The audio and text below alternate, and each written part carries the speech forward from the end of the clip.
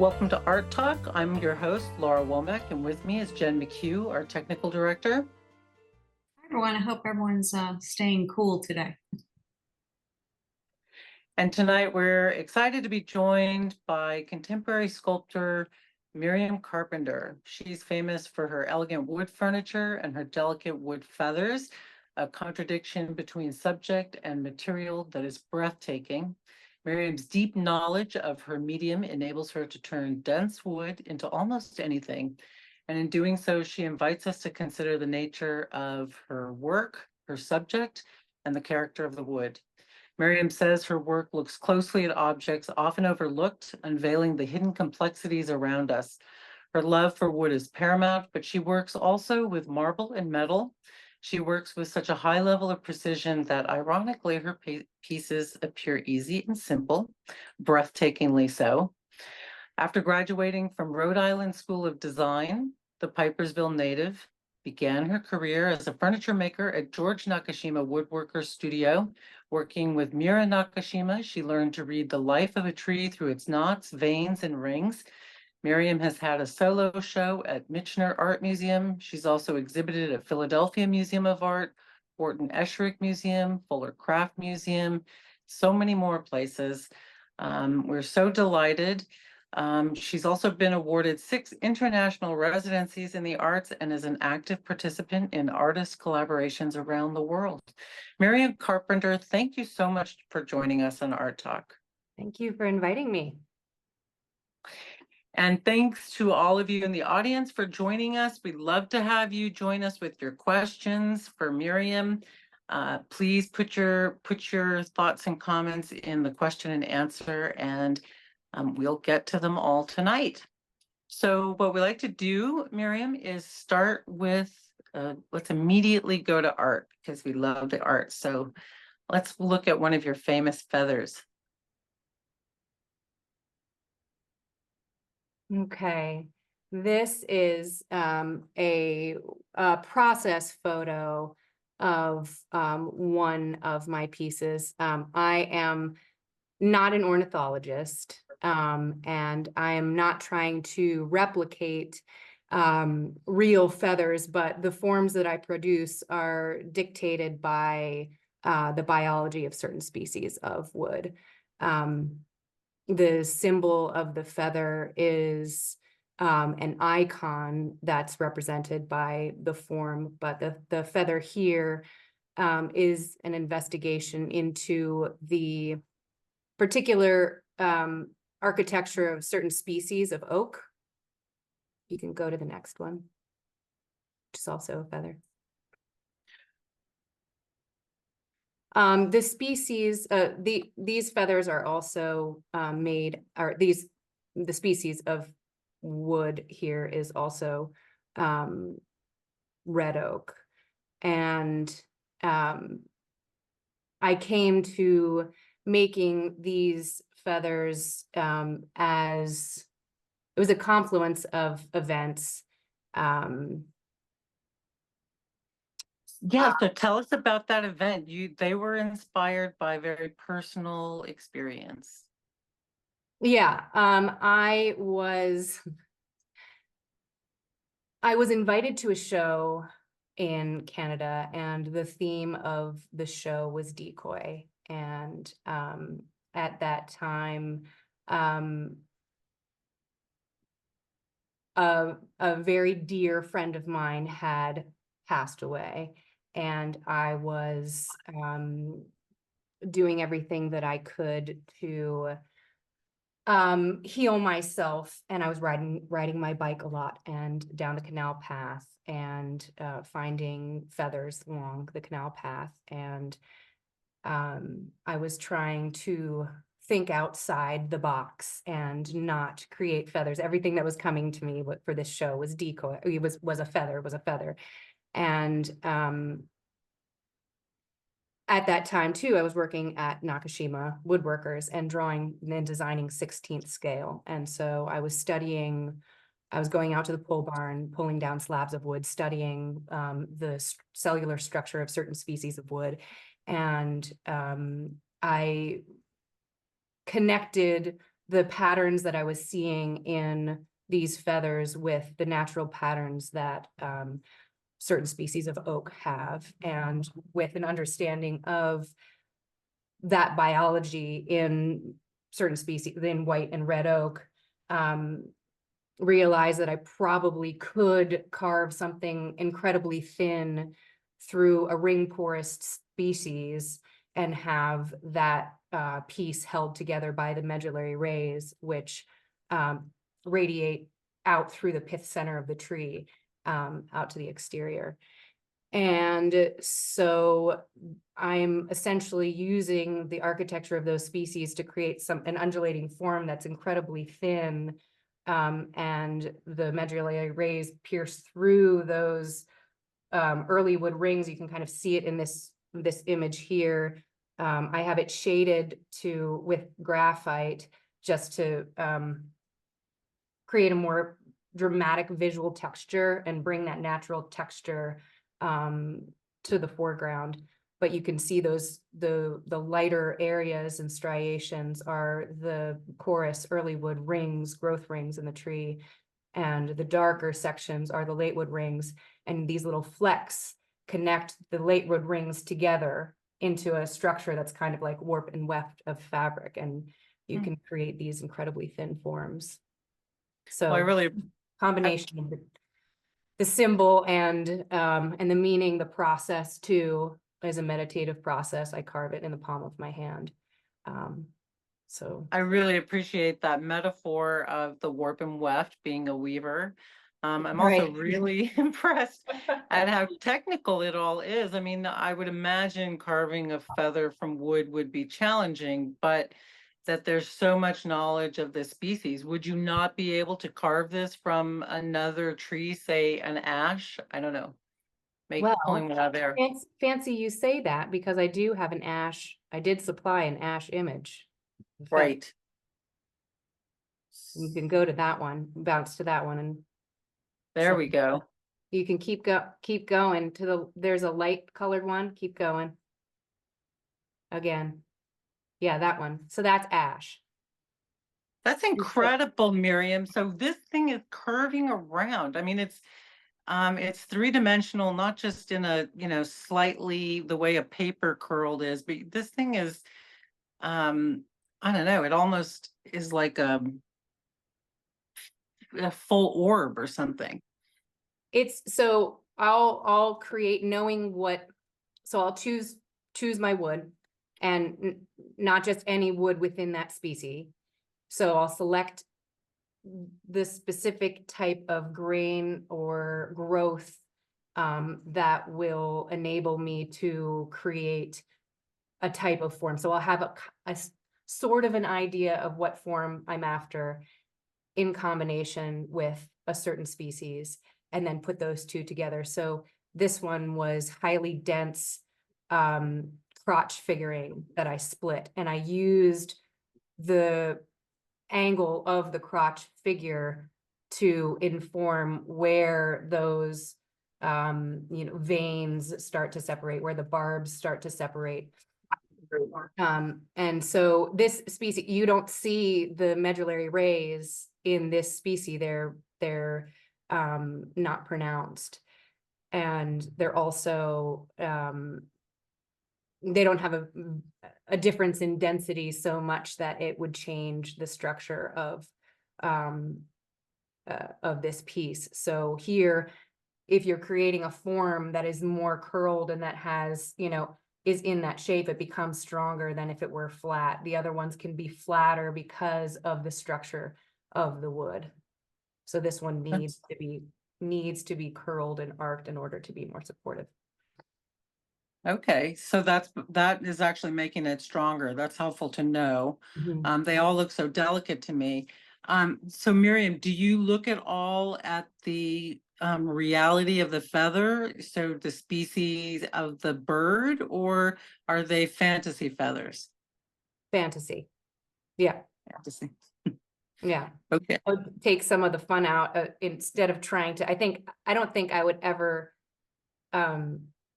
need to try to replicate an actual feather, because they are ethereal and beautiful, and you know, they are doing what I making one out of wood. I just don't think that is necessary. But Sure, no need to be super literal about it. Yeah. Yeah, I get it. Well, we flipped through a number of really gorgeous images. Can we go back for? Yeah, Yeah. yeah. This Yeah. is just, so now, again, so tell us about these, Miriam. Thank you. So these are white oak, and white oak and red oak are similar in their structure. White oak has smaller pores generally, and the rays are typically longer, and the pores are impacted with tyloses.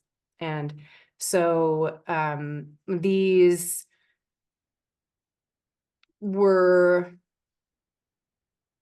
I mean, I don't want to say more difficult, because I'm comparing, but not comparing similar things.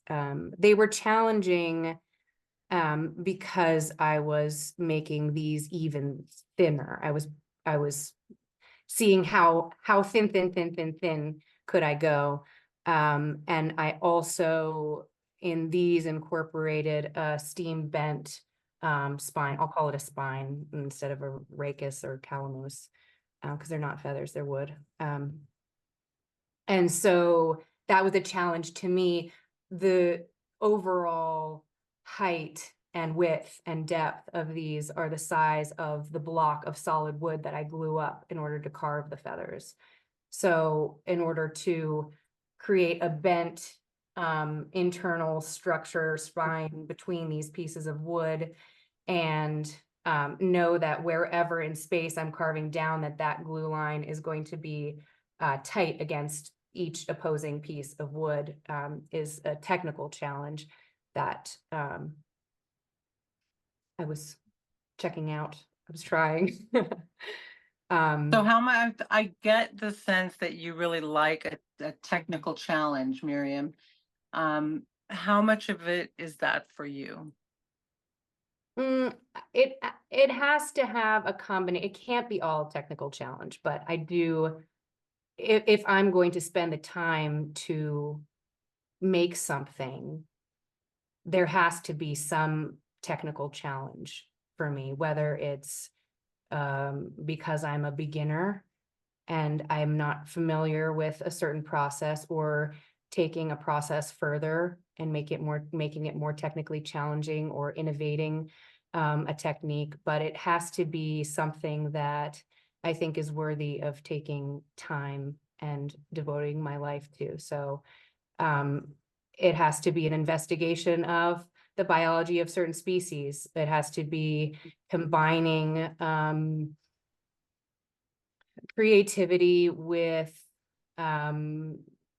innovation, or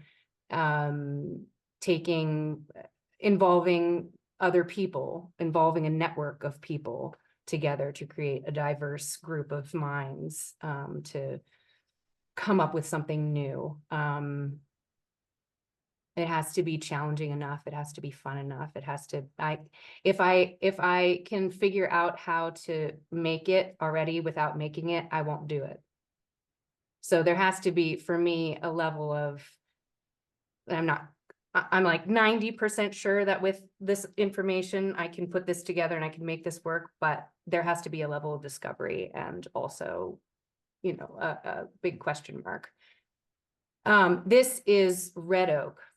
And this is a particularly interesting piece of wood from a very interesting tree. All of these rings, you don't really see, like you did in the first few feathers, that delineation of the late wood and the early wood, and the late wood and the early wood.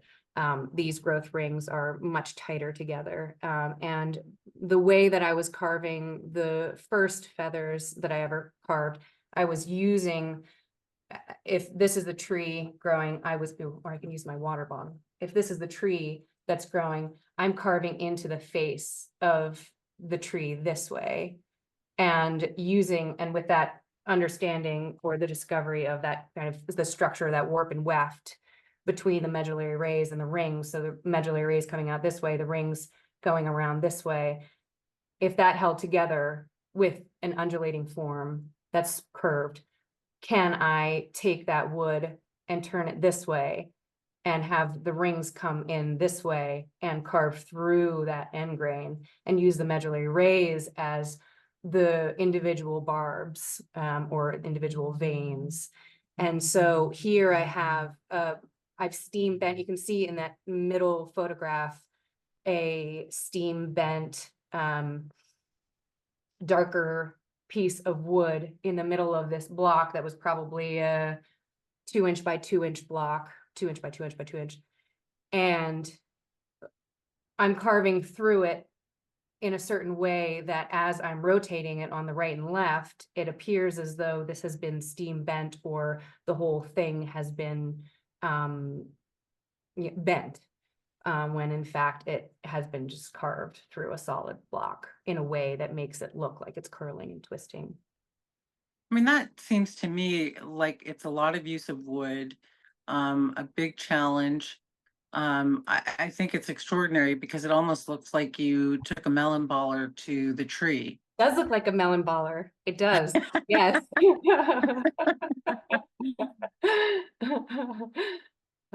There's a that particular one finished and displayed in a holly box with museum glass sliding front, and it's just suspended by a little sterling silver pin. It's shaded with a I made a knife, a hot knife out of a hammered piece of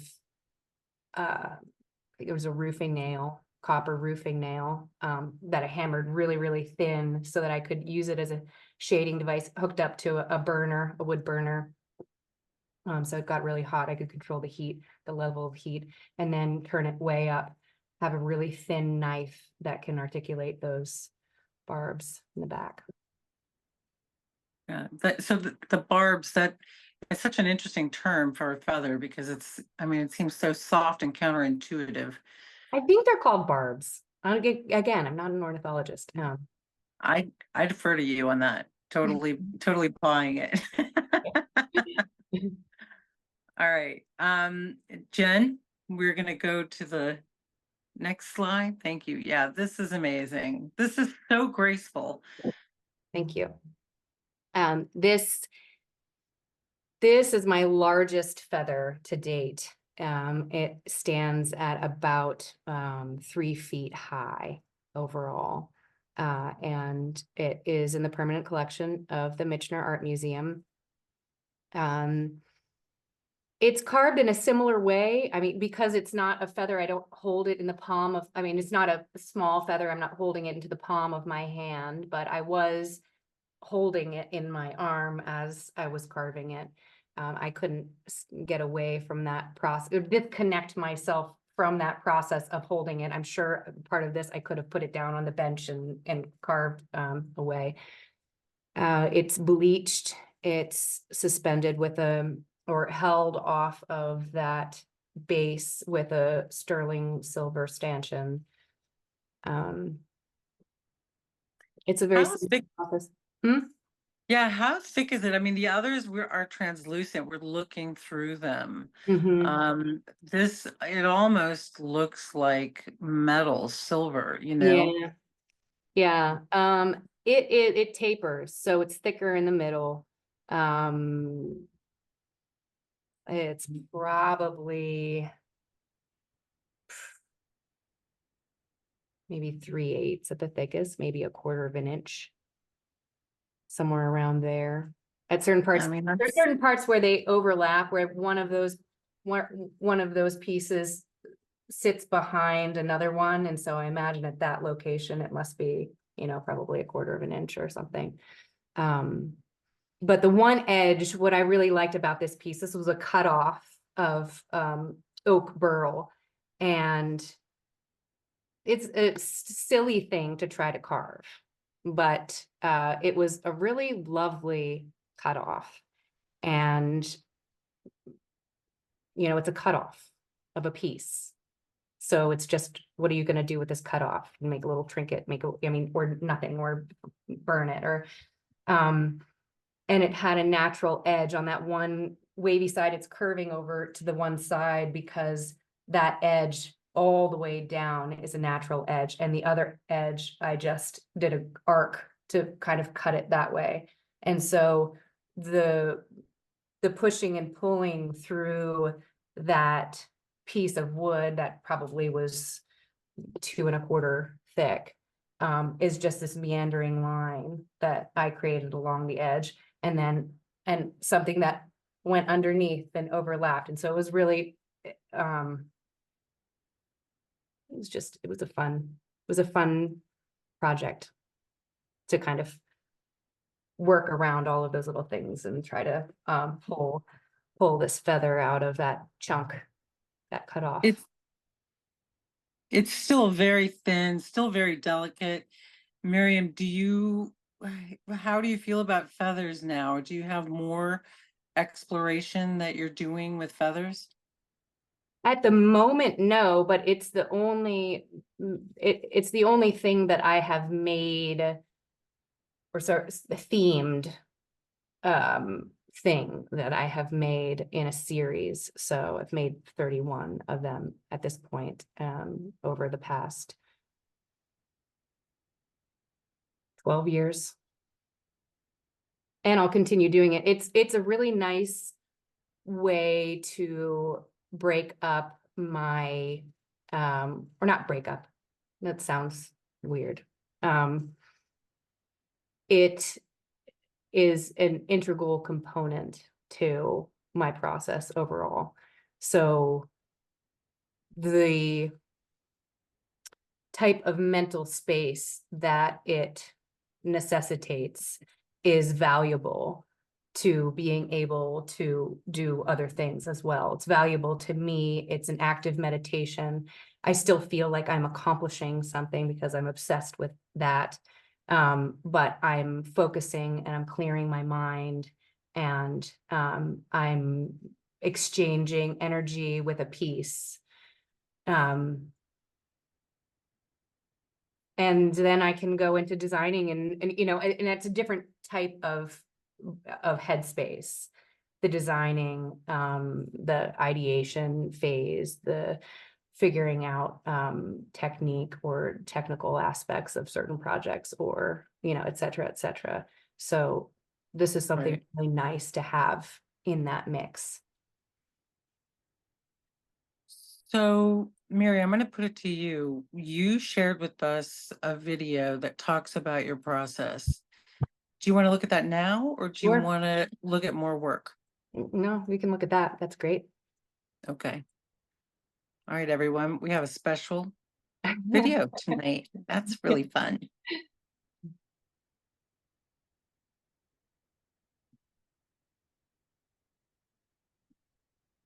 Oh, do you have the sound?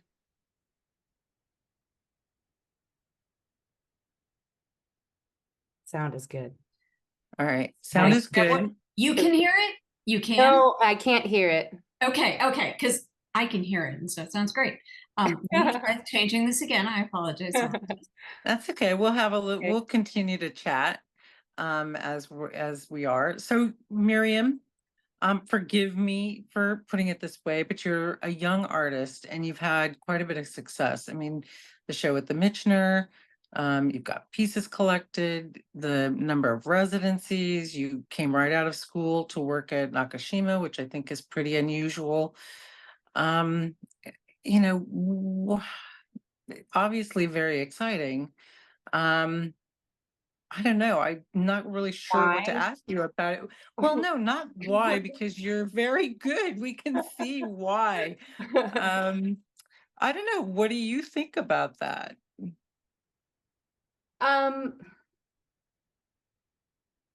Well, do you want to see my list of rejections? No, I don't want to see her. I'm sure that many creative people would really love to. And thank you so much for saying that, because it's very human and it makes all of us feel great. Yeah. Well, yeah. That's good. I think, we hear you talk about your work and the process and how much thought, that you're so interested in, learning about the different species of woods and the structures on a very fine scientific level, et cetera. Do you think that's the source of your success, not just in the accomplishments that you're able to list, but that you're, the quality of the work that you're able to do?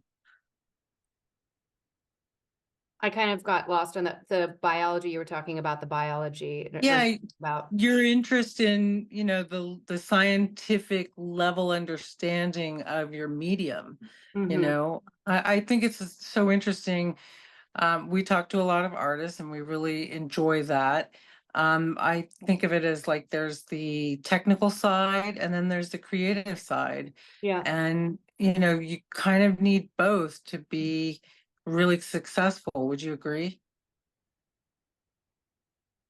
Well, I mean, that's a difficult question to answer because success for everyone is completely different. So I think that that's an impossible thing to answer. But I think I know also where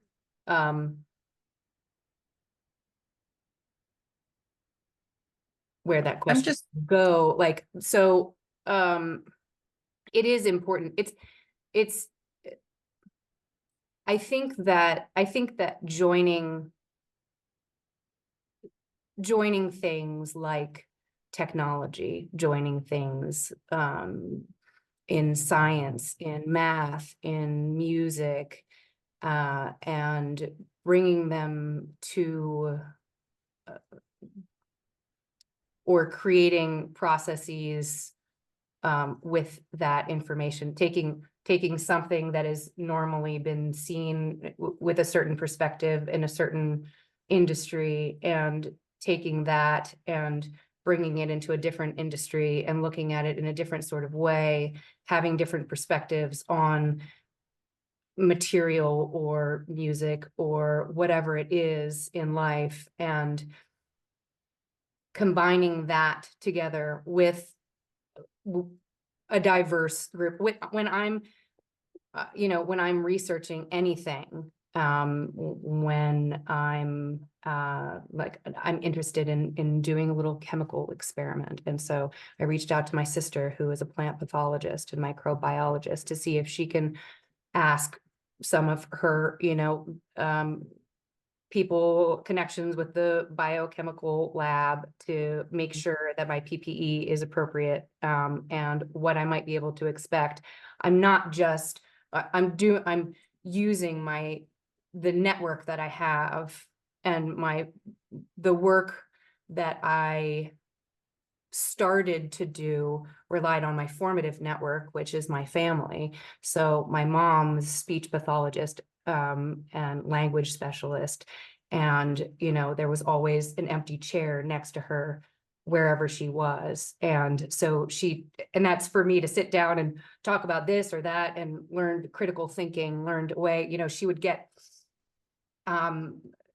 different new devices for that field and bring them home and figure out how to use them. And then, and then she would figure out a way to use that in education. And my father was a stay-at-home, for the most part, of my upbringing, musician. And so learned a lot about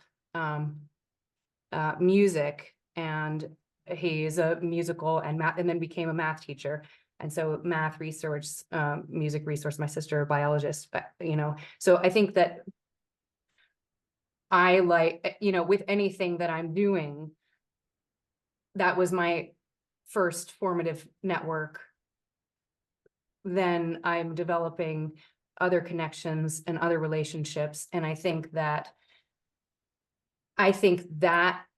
just in general create success. And it's very easy as an artist to be siloed and to be in this insular, environment where you're creating and you're doing and you're making, and you're doing this.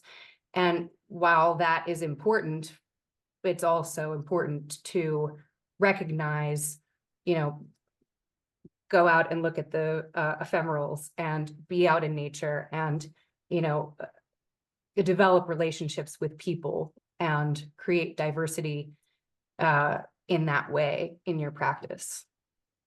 I'd love to hear you talk about the resources of the people in your life, providing information or modeling or whatever, because I think it really, I mean, that's a really good point, which I hadn't considered in that explicit way. So thanks for sharing that, Miriam. I think we're good with the video. And I just want to remind people that they can ask questions. I know we've got at least one in there now. And so we love to have you actively join the conversation in the Q&A. Okay, let's see that video and let's hear it.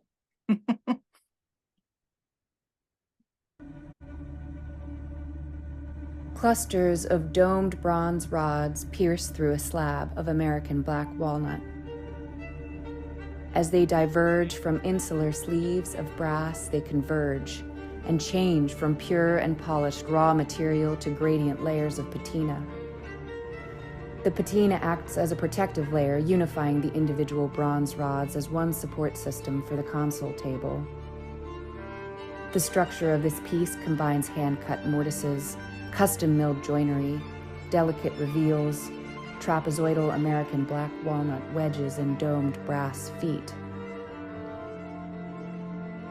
Converge, to move toward one point or one another, come together, meet, to come together and unite in a common interest or focus. The piece is a literal reflection of my intent and is titled Convergence.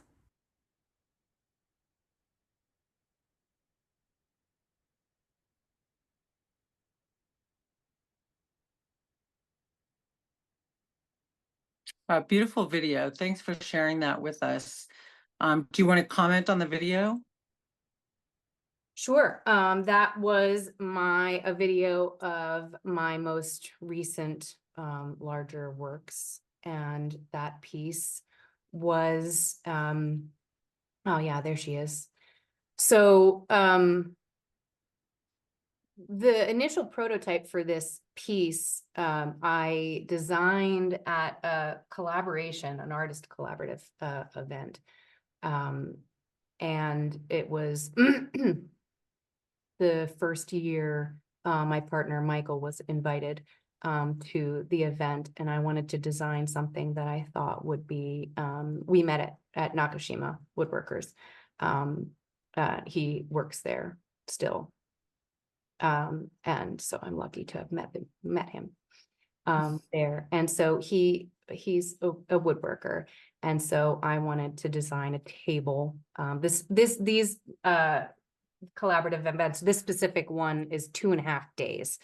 And so I designed this piece, and we did not sleep, and we made a prototype of it that was very interesting, but you know, just, if you can imagine 2.5 days of MIG welding and just doing, it was just like really, I mean, it's fine. But it was 2.5 days, and I wanted to make it right and make it beautiful and make it sing. And also work in metal. I have a girlfriend, Melanie, who is a patina artist. She's phenomenal. And I have friends who, we were talking one night, and they said that they got this new TIG welder in, and I thought, okay, I'll go and I'll use that new TIG welder, and I'll get 140 bronze rods, and I'll make it in bronze. They also had a Bridgeport milling machine, so I was able to mill all of my hardware for it.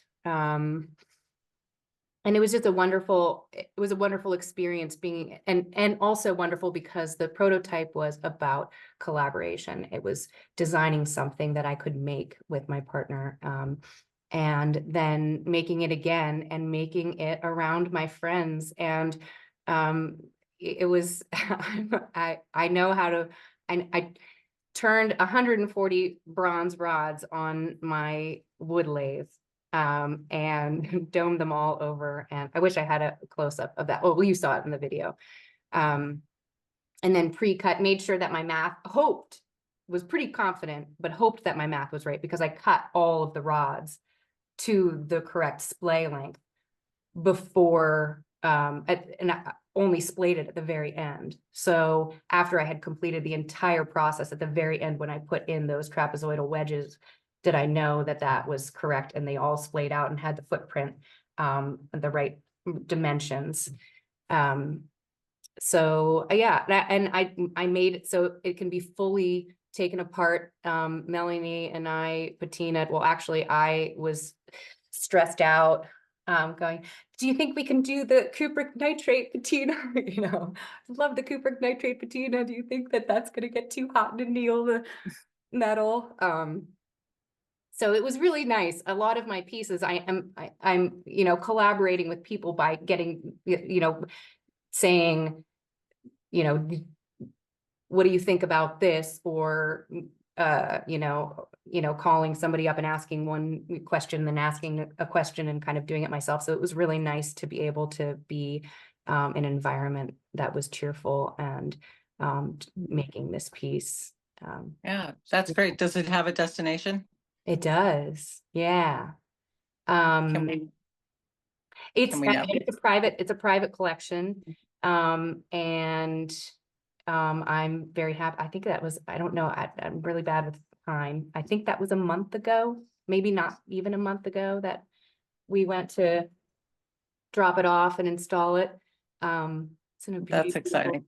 beautiful space, and with a wonderful collection of artwork around it. So That's happy. in the Well, right we great. So we did promise to take the questions as they came in. So let's get to those. And Jen, can you help us out with that? Okay, I hope we have two questions, one from Jim and one from Carol, but they're really along the same lines. So I'm gonna try to combine them. They both are very interested about your original drawings, and if they can see them, and how far you go from that original drawing to your finished product. Mm. How different is it? Mm. Well, the furniture pieces are pretty exact, because that's a different sort of process. So, you know, with that last piece, with the convergence piece, I had to draw it out exact. You know, it's all math. Everything has to line up. Everything has to, the joinery is milled. The hardware is cut to spec. You know, I have the trapezoidal wedges have to relate to the 1/4 inch bronze, and the bronze is going to bend at a certain angle, and that's going to equal X amount. And, you know, so the things that can change on the bench are, finishes. Do I really like how shiny this is? Do I want this to be urethane? Do I want this to be you know, a sumi ink, or do I want to mix it with something else? You know, that changes and can evolve after. You know, those are the details. With another one of my pieces, it's a drop, the drop end table. That one, the intention to turn it on the lathe was changed, and I ended up carving that piece, and shaping that piece, and using a CNC for the roughing out initial part of the form. Yeah, that piece. So it was designed to be turned on the lathe, and those individual quadrants, 2 of them are rotated 180 degrees, and the two that make the teardrop, and the back 2 are rotated 190 degrees counterclockwise, and the other one clockwise.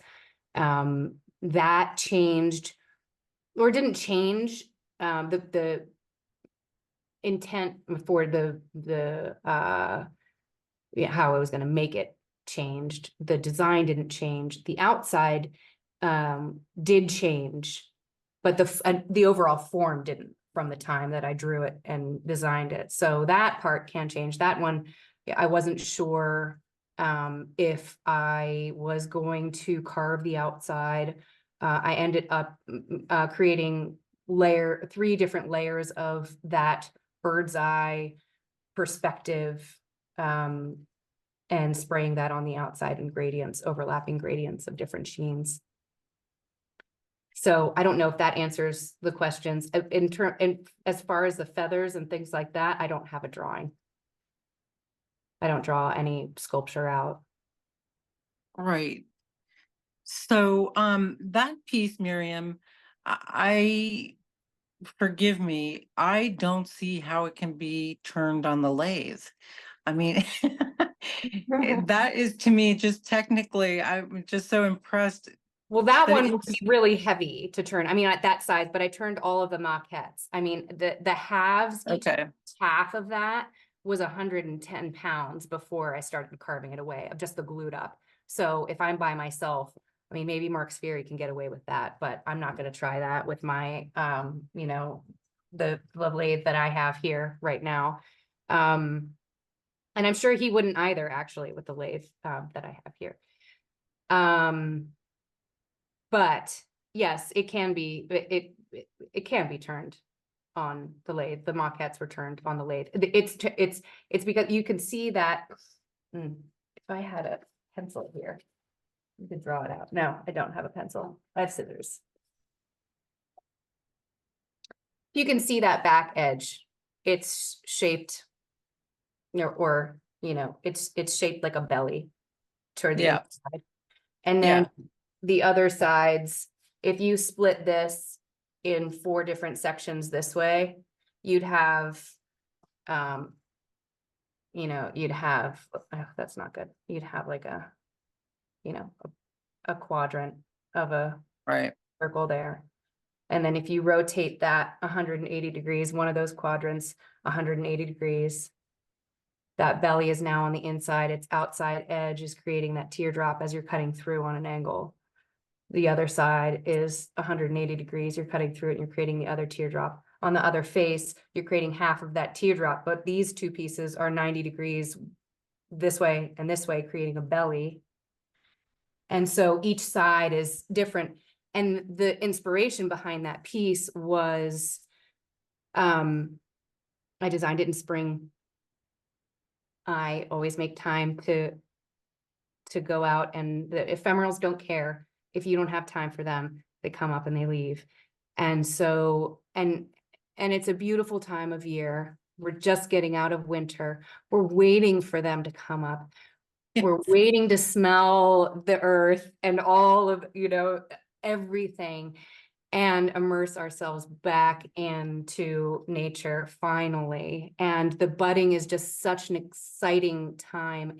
But you really have to pay attention as you're walking and look down. And I wanted to create a piece that it is interesting from the outside, but I wanted it to be something that couldn't just be taken for granted as, you know, a piece of furniture and, you know, and okay, that's the end. I'm going to put this here, you know, it's different from all angles. The inside is polished, smooth. And so in order to really appreciate it, you do have to get down onto the ground and experience that smooth, polished interior. And it's really sensual and just a lovely, you know, series of arcs and curves on the inside. And if you don't, you know, you're missing out. It's fine. You don't have to, but yeah. Yeah. I love that description. It's a really special piece. And to know that that's what behind it, I also respond to that early spring. I'm from Los Angeles, and that time coming out of winter, there's something, I never knew it, but it is a really special time. So that piece is associated with it is pretty amazing. Thanks for sharing that. Okay, we're going to go to 26, slide 26, please. We are having a lovely time talking, but we need to cover some ground. So this, well, we don't need to. I mean, We don't need to. It's true. Let's just have a lovely time. Yeah. This is a Carpenter coffee table. This is a design that I developed while working at George Nakashima Woodworkers. And it was in 2013, the studio had a show called The Evolving Legacy at the Modern Gallery in Philadelphia. And they were trying to figure out a way to envision the evolution of the design and the shop after George's passing. And so it was to kind of celebrate the Nakashima Woodworkers. So Mira and I used to love listening to the Goldberg Variations by Glenn Gould. It was one of our favorite CDs to listen to while designing. And so I saw a connection between the parabolas that a harmonograph creates. A harmonograph is essentially an apparatus that creates a visual guide to the mathematics of music. And those parabolas and the lines and form of some of George Nakashima's work. And so I thought that was, and so those are some of the two-dimensional forms a lateral and rotary harmonograph could create. Ratios by ratios. So that's a visual guide to the ratio of a certain, like a fifth in music or a fourth in music. The coffee table that I designed there was I was representing a fourth in music. So if you could see that and then you go back, I don't know if you can see it within the fourth there, but it was kind of a literal projection of what a fourth in music could look like translated into a Nakashima piece with Nakashima elements and process. And while I was making that piece or designing those pieces, there's another piece in here that I have that looks like this. It's a console table. Yeah, that one. I kept making this shape in my sketchbook, and and so designing to someone else's, within somebody else's design language and aesthetic is a really exciting challenge. It's amazing to have parameters, because then you can expand. When you don't have parameters, it can get very overwhelming very quickly. And so that was exciting. But before you can design something in someone else's style, it's what naturally was coming out was this form. And so I kept doing this over and over again. And during the pandemic, I gave myself the time and space to look back through some of my sketchbooks, and I found this design from that time period, and just kind of like doodled in various, like as I'm thinking of something else, and then here it is again, and here it is again. So I thought, okay, I'll make this one. So that little detail there showing these little bronze fabricated standoffs that separate that base from that spalted maple top. And so the base isn't bent. People think that it's bent. It's not. It's 14 pieces of wood that are joined together for the base and then ebonized. Excellent. All right, let's go back, if you will, Jen, to slide 10, origins.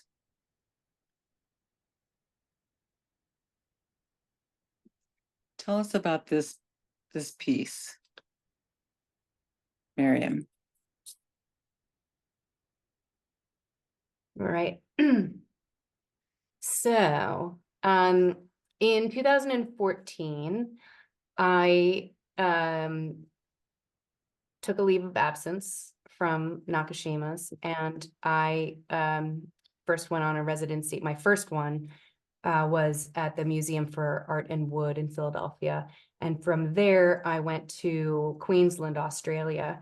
And I was interested in getting immersing myself in a space that formally practiced permaculture and natural building and woodworking.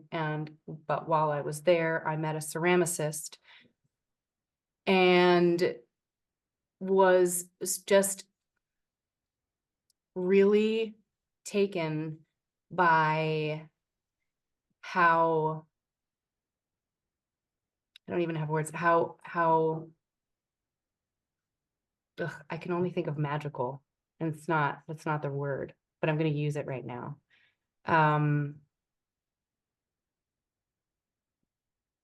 Maybe ineffable, the ineffable beauty of the landscape, or just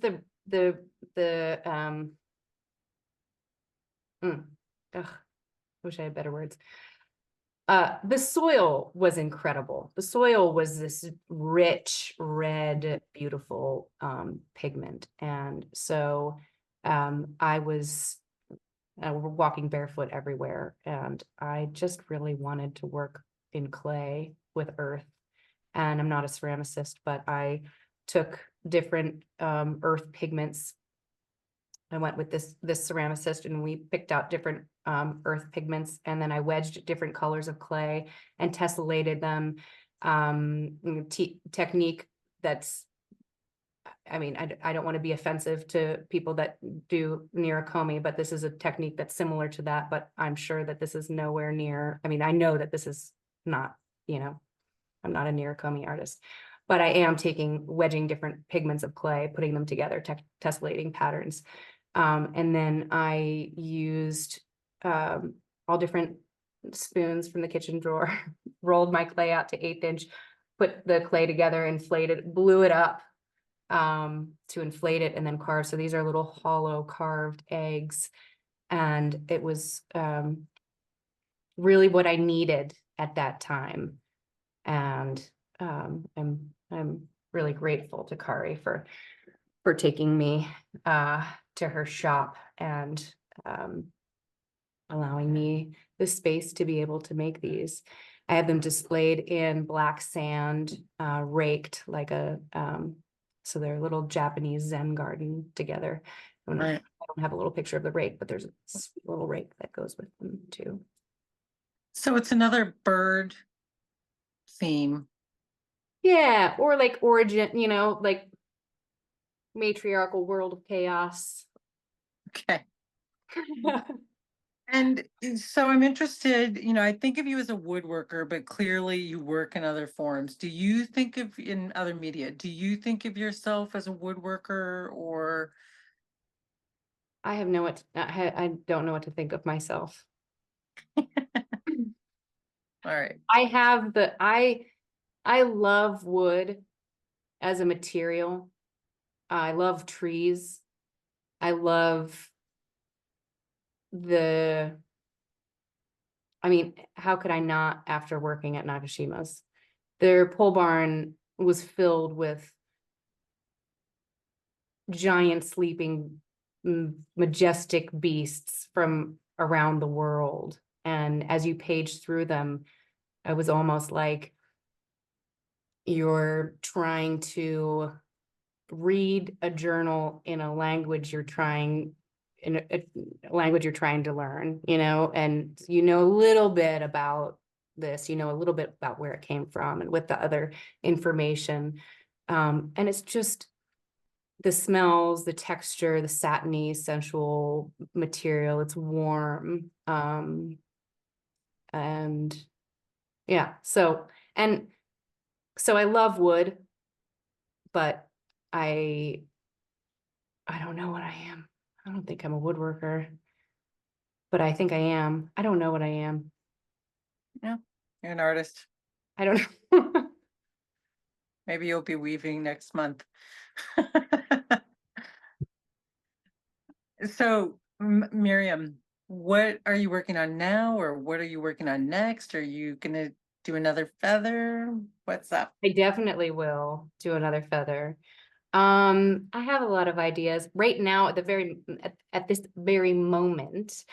I am working on taking my Jaguar table that we didn't see that one. Taking the Jaguar table and programming that so that I can produce more, so that I can continue to make one-off works that are more involved and program them so that I can make one part of it and use technology to be able to help with other components so that I can make it, you know, again. That's what I'm working on right now. And that makes me very happy. Nice. Yeah. We do have another question in the Q&A, Jen. It's from Robert Beck. I'm sorry, I'm Wow. chuckling. You'll chuckle too, Miriam. Robert wants to know, how do you page through the slices in the pole barn? I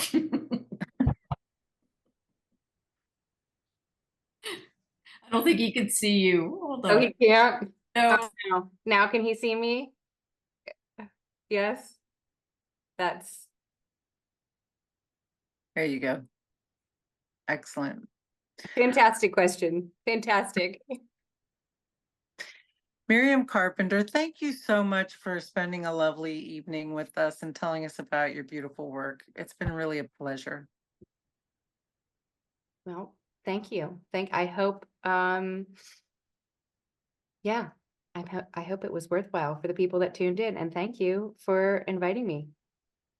Our It's been great. pleasure. Our pleasure. Jen McHugh is our technical director. Thank you, Jen. My pleasure. Good seeing you, Miriam. Good seeing you too. Jean Mahich is our producer. Thank you all for joining us tonight for this special talk, and I hope you'll join us next month when Al Gurry, the chairman of the painting department at the Pennsylvania Academy of Fine Arts, joins us. So we're on the third Thursday at 7 o'clock, and you can find out more at phillipsmill.org. And I'm your host, Laura Womack. Thank you so much. Good night.